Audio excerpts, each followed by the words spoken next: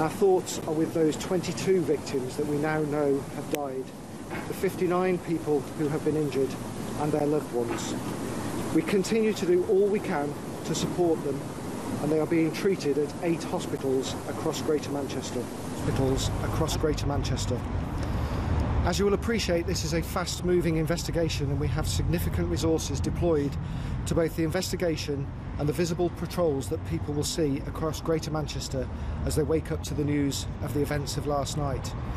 This will include armed officers, as people would expect, and more than 400 officers have been deployed on this operation throughout the night.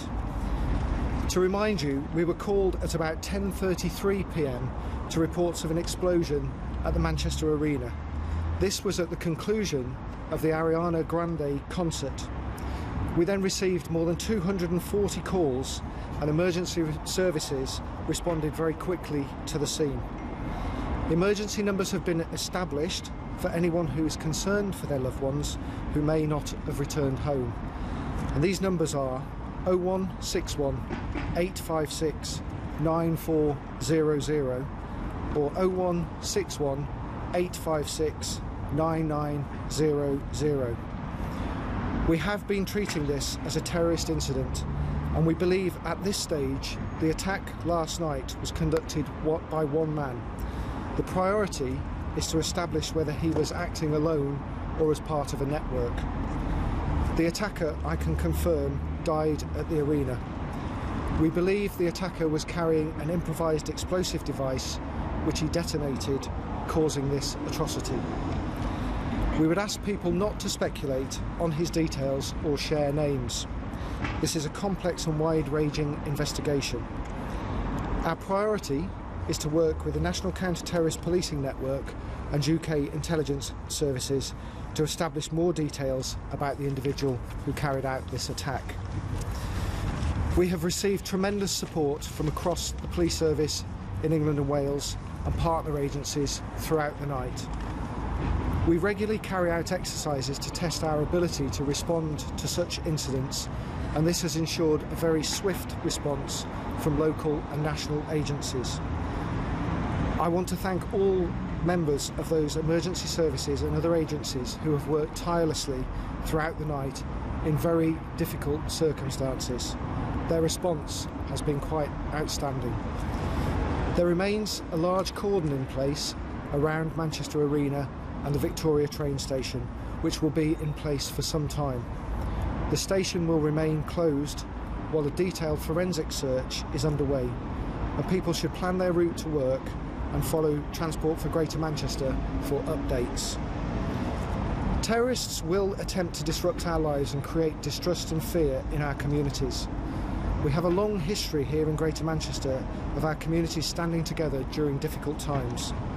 In the coming days, we will be working very closely with community leaders to address any concerns or issues that our communities may have. It is important that we all continue to remain vigilant, but that we go about our daily lives. We would ask members of the public to be alert and report any suspicious activity to the police anti-terror hotline, the number of which is 0800 789 321, or of course ring 999.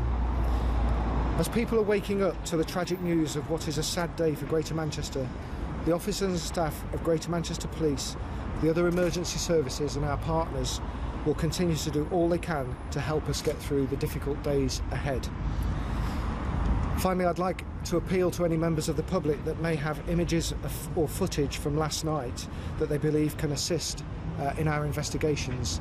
If they could upload them to ukpoliceimageappeal.co.uk or ukpoliceimageappeal.com, we would be very grateful. I have time for a couple of questions. Can you tell us the age range of the victims and whether or not they've all been identified? Obviously at this stage I can't give that sort of level of detail, but what I can confirm is that there are children among the deceased.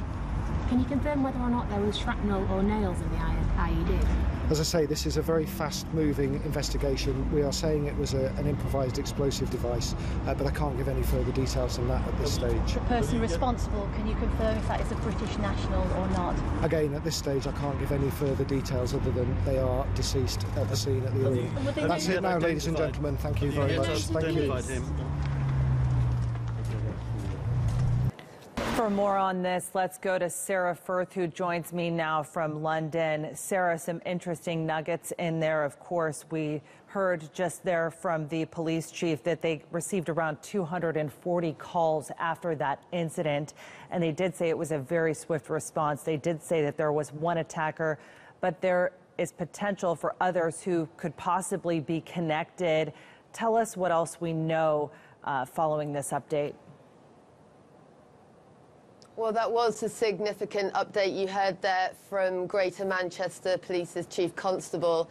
The news that sadly the death toll has risen. 22 people confirmed to have died in that incident in Manchester Arena. 59 people, police are saying, injured, being treated at 8 hospitals across Manchester. And some more detail too on that ongoing investigation into exactly what happened. Police saying that at the moment they are looking at one man who they believe detonated an IED, an improvised explosive device. He died at the scene, but what they're looking to establish right now is whether he acted alone or whether he acted as part of a wider network. Now, in the questioning as well, police confirming that sadly amongst the deceased there are, they said, children in that number. 22 people confirmed dead, that death toll climbing.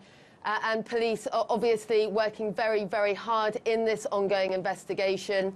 Since that attack took place at just after 10:30 local time last night, you saw a very swift response from police and emergency services, but a significant update in the investigations. They weren't able to give any further details as to the nationality of the man. At this stage, they said that those details couldn't be given, nor many details about those deceased, other than at this point the number is now 22 people who've confirmed to have died, and amongst that, police saying very sadly some are children. But of course, as we said, this event taking place was a pop concert for American singer Ariana Grande. She has a very young demographic of fans amongst the audience. So this was a family event. It was where families and young children were attending, and the UK is going to be waking up to that news this morning that 22 people at this point have been confirmed to have died in what police are treating at this point as a terrorist incident.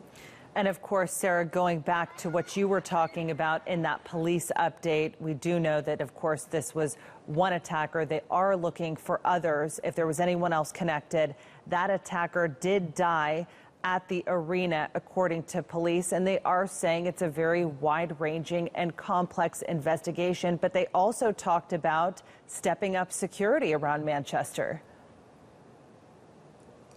Absolutely. I mean, you've seen a large-scale police operation down there at the scene in the wake of this attack. You've got the area around Manchester Arena, of course, cordoned off. This morning, you've got some of the transport services saying that because of this ongoing investigation, there will be an impact to services in and around Manchester.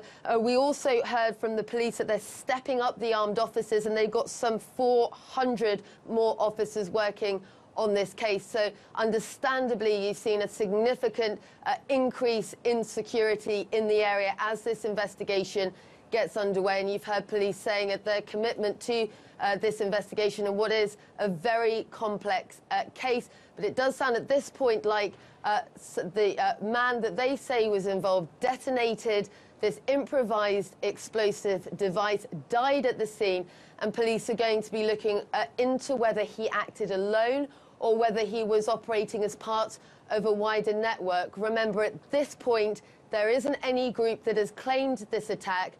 The police are going to be working very hard to establish whether there are any other people perhaps linked to this, but saying in that latest update that came just a short time ago that they are working on the assumption this was one man who detonated this improvised explosive device in the foyer area of Manchester Arena, and they're going to be looking to whether he acted alone. So a significant update from Manchester Police there. It is still early stages of the investigation. Of course, police have been working through the night on that investigation since news broke of that attack in Manchester Arena. And of course, Sarah, the police chief mentioned there that simply the goal of terrorists are to disrupt people's lives. What kind of a community is this, is Manchester, and how are they coming together in the wake of this horror? Well, it is going to be a sense of deep shock and sadness, I think, that people received the news this morning.